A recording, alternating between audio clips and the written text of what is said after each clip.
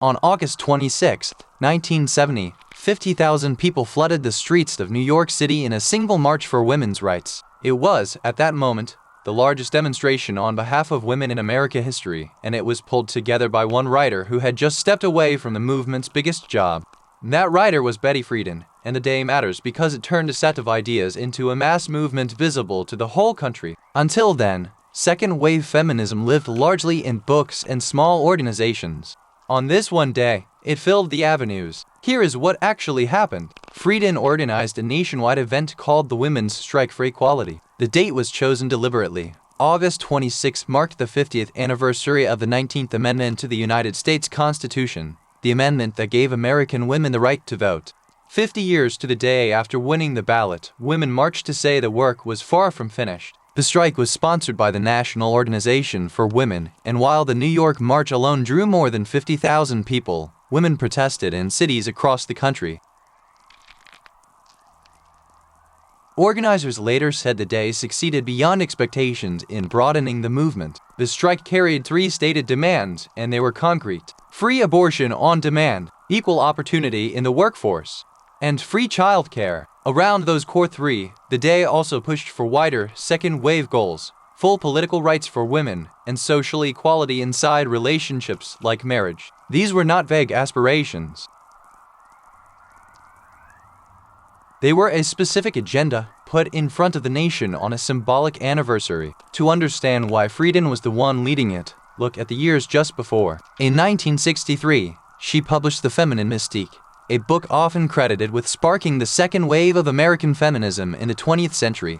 3 years later, in 1966, she co-founded the National Organization for Women and was elected its first president. Its aim, in the group's own words, was to bring women into the mainstream of American society in fully equal partnership with men. By 1970, she had stepped down from that presidency, and it was after stepping away that she organized the strike, freed from running the organization to instead rally the country. The organization she helped build did not stay small. The National Organization for Women, founded in 1966, grew into the largest feminist organization in the United States, with around 500,000 members and 550 chapters spread across all 50 states and Washington, D.C.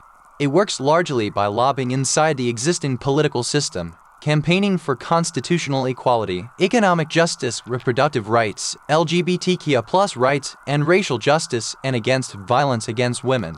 Friedan herself was born on February 4, 1921, and died on February 4, 2006, her birthday and the day of her death falling on the same date. Her life reached well past that one March. In 1971, she joined other leading feminists to establish the National Women's Political Caucus, pushing to get more women into elected office. She was also a strong supporter of the proposed Equal Rights Amendment to the United States Constitution, the measure meant to write equality of the sexes directly into the nation's founding document. That amendment passed the United States House of Representatives, one step in a long fight to add it to the Constitution. What the Women's Strike for Equality left behind was a template. The idea it advanced: gender equality, equal access to resources and opportunities regardless of sex, and equal value placed on different needs and aspirations, moved out of the pages of a book and into the public square. A single anniversary became a demonstration of scale, and a demonstration of scale became proof that the demands had a constituency. The 3 asks made that day, on jobs, on childcare, and on reproductive choice, would shape the arguments of the decades that followed, and much of that fight over the Equal Rights Amendment and beyond was still unfinished when the marchers went home. That's it for this one. Watch this next.